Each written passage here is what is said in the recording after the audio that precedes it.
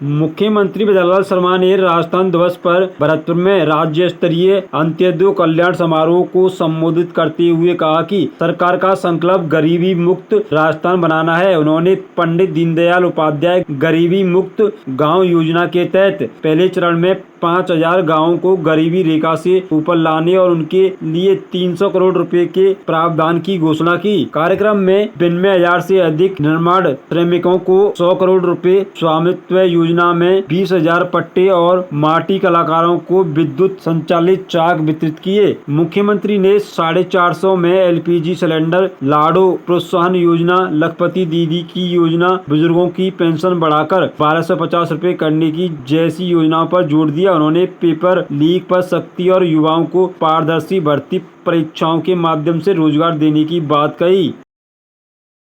उन सभी को मिलाकर के एक राजपूताना की रियासतों को एकीकृत कर सकी और राजस्थान आज आपको देखने को मिल रहा है।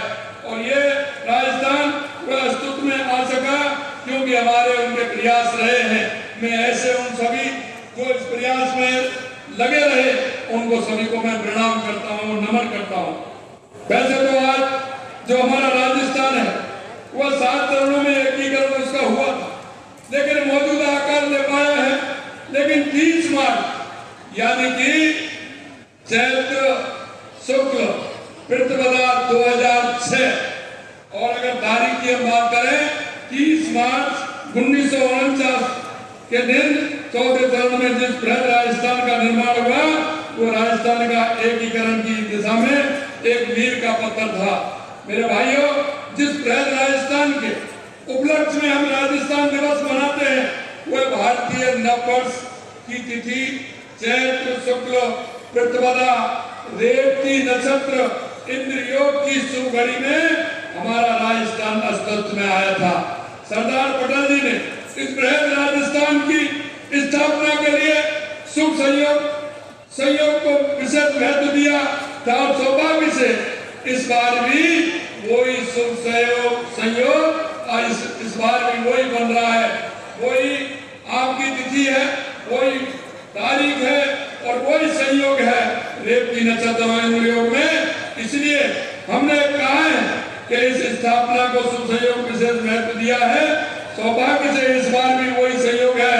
हमने आदरणीय सरदार पटेल जी और राजस्थान की जनता की भावना को सम्मान देते हुए 30 मार्च के स्थान पर हर साल भारतीय नववर्ष चैत्र शुक्ल प्रतिपदा की शुभ तिथि पर राजस्थान दिवस मनाने का हमने निर्णय किया है और इसी तिथि को हमारा राजस्थान दिवस मनाया जाएगा। आप सभी को भारतीय नववर्ष 2082 की अग्रिम हार्दिक शुभकामनाएं भी मैं देता हूँ। यह मूलभूत सुविधाओं का विस्तार हो, राजस्थान निरंतर प्रगति की ओर अग्रसर है। इस प्रगति का लाभ प्रदेश में गरीब व्यक्ति को भी मिल रहा है। अब हाशिए पर खड़ा व्यक्ति सशक्त हो रहा है और मुक्त धारा में जुड़ रहा है। और जैसा मैंने कहा, पंडित दीनदयाल उपाध्याय जी का अंत्योदय सिद्धांत मार्गदर्शक है।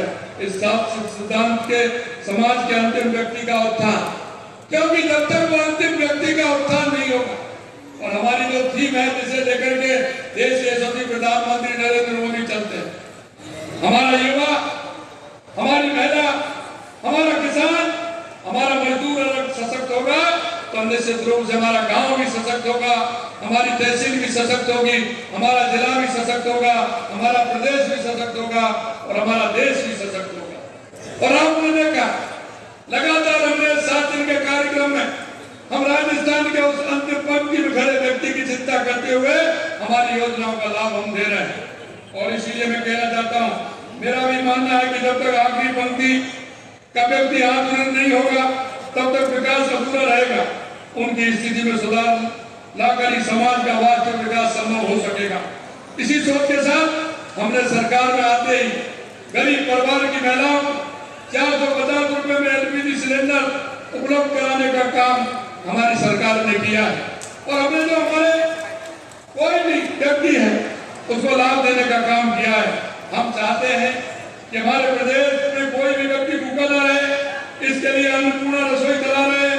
इस योजना में हम जरूरतमंद व्यक्ति को मामूली कीमत पर गुणवत्ता पौष्टिक भोजन उपलब्ध कराया